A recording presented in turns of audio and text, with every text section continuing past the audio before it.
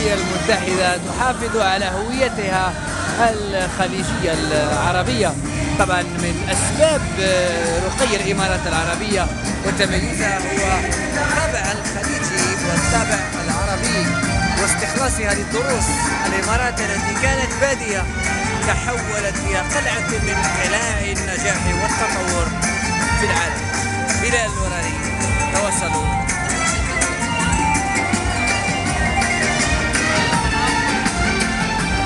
أنظار العالم تتجه إلى الإمارات العربية المتحدة نهاية 2015.